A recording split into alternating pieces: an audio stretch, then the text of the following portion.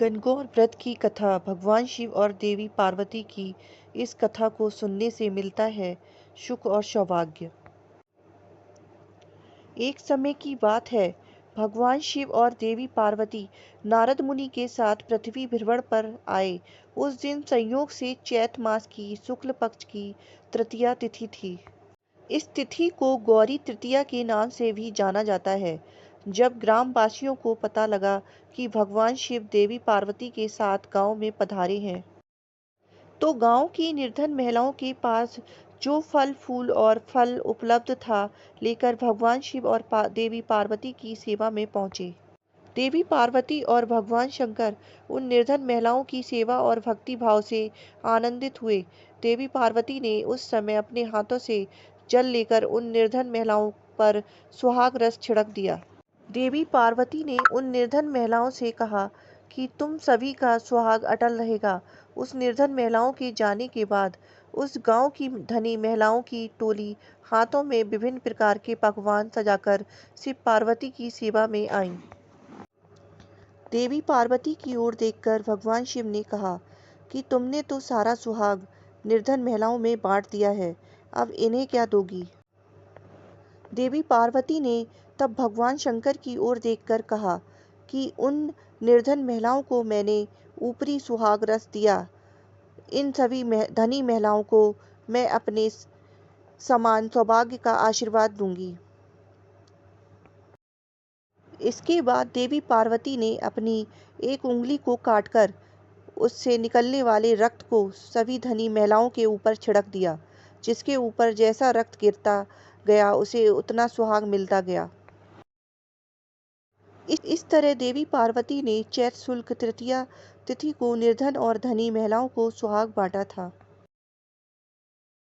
इसके बाद देवी पार्वती भगवान शिव से आज्ञा लेकर नदी पर स्नान करने गईं। स्नान के बाद देवी पार्वती ने बालू के ढेर से एक शिवलिंग तैयार किया और उसकी पूजा की।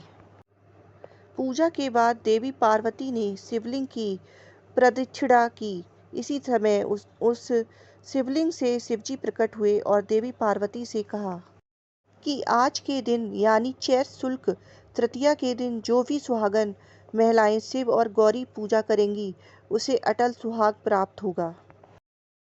इधर शिवजी की पूजा करते हुए देवी पार्वती को काफी समय हो गया, तो वह लौटकर वहां आई जहां पर शिवजी विराजमान थे। देवी पार्वती से भगवान भोलेनाथ से पूछा कि काफी समय लग गया आने में। देवी पार्वती ने इस पर कह दिया कि उन्हें नदी के तट पर भाई और भावज मिल गए थे। उन्होंने दूध भात खिलाया। भगवान शिवजी समझ गए कि देवी पार्वती उन्हें बहला रही है। इस पर शिवजी ने भी कहा कि वह देवी पार्वती के भाई भावज से मिलेंगे और दूध भात खाएंगे। शिवजी देवी पार्वती और नारद जी के साथ नदी तट की ओर चल पड़े। देवी पार्वती ने मन ही मन भगवान भोलेनाथ से प्रार्थना की, हे शिव शंकर, मेरी बात का लाज रखना।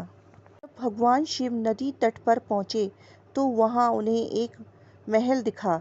उसमें देवी पार्वती के भाई और भावज थे। कुछ समय तक शिव और पार्वती उस भवन में रहे। फिर देवी पार्वती ने भगवान शिव से कैलाश चलने की जिद की, लेकिन शिवजी जाना नहीं चाह रहे थे, तो देवी पार्वती अकेली ही वहां से विदा हो गईं। इस पर भगवान शिव को भी देवी पार्वती के साथ जाना पड़ा। अचानक से भगवान शिव ने कहा कि उनकी वो माला वहीं भवन में रह गई है। नारद जी को शिवजी ने माला लेने के लिए भेजा। नारद जी जब नदी तट पर पहुंचे तो वहां न तो भगवान था, न देवी पार्वती के भाई भावज थे। उन्हें एक पेड़ पर भगवान शिव का माला लटका मिला। नारद जी माला लेकर शिवजी के पास गए और माला देकर बोले, प्रभु, यह कैसी माया है? जब मैं माला लेने गया तो वहां पर भवन नहीं था, बस जंगल ही जंगल था। एक पेड़ पर माला लटका मिला। इस पर शिव पार्वती मुस्कुराए और बोले कि यह सब तो देवी पार्वती की माया थी। इस पर देवी पार्वती ने कहा कि यह मेरी नहीं, भोलेनाथ की माया थी। नारद जी ने कहा कि आप दोनों की माया आप दोनों ही जाने। आप दोनों की जो भक्ति भाव से पूजा करेगा, उनका प्रेम भी आप दोनों जैसा बना रहेगा। मेरी कहानी अगर आपको अच्छी लगे तो शेयर करें, कमेंट्स करें, लाइक करें।